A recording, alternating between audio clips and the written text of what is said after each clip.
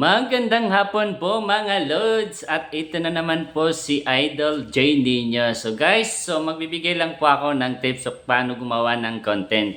So lalong-lalo na po sa mga baguhan na content creator na nahihirapan po gumawa ng kanilang content.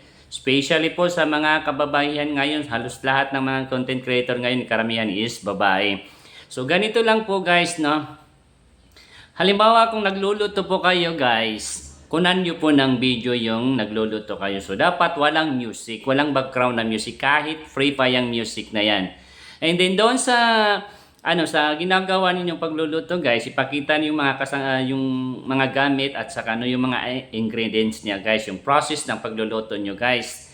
And then, ang gagawin nyo, guys, is mag-screenshot kayo doon, screenshot nyo yung niluluto nyo at mag-selfie din kayo doon. So, pangalawang content na yon. Aside from doon sa long form video niyo guys na ginagawa nyo, nakakuha na kayo ng picture post. And then, makakakuha rin po kayo ng text post. So, ano yung text post na gagawin niyo? Yung title na ginagawa ninyo, kung paano nyo ginawa, paano nyo niluto. So, ipopost nyo sa text yun siya guys.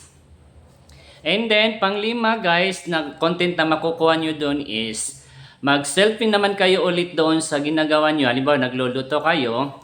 Tapos, lagyan nyo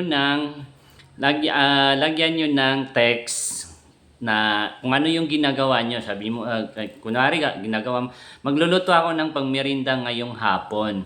Or else, pwede rin kayo magkuha ng konting clips lang na 8 to 10 seconds. Tapos, lagyan nyo ng text.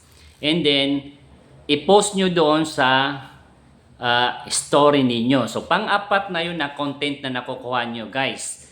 And then, pili naman kayo i-edit nyo yung video niyo guys. Then, kuha kayo ng mga 10 to 30 seconds doon sa clips ninyo. Then, yun ang gagawin nyo naman is ipopost nyo doon mismo sa Reels. Yung long form video natin guys is doon natin ipopost sa What's on Your Mind. Tapos yung 10 to 30 seconds is doon sa Reels. So mayroon na kayong 5 content sa isang video guys. So napakadali lang guys. Sundan nyo lang ito guys. Kasi kapag wala po kayong ipopost na video guys, hindi po kayo mapapansin ni Mita o ni Algo. Kasi ang mga mukha natin ay mga normal lang po tayo. So hindi po tayo mga artista na famous. So, hindi natin alam kung kailan magpa-viral o may viral yung video natin. Hanggat hindi po tayo nakakuha ng viral na video, hindi po tayo may invite guys. So, sundan nyo lang po guys. Sana nakatulong po ito guys.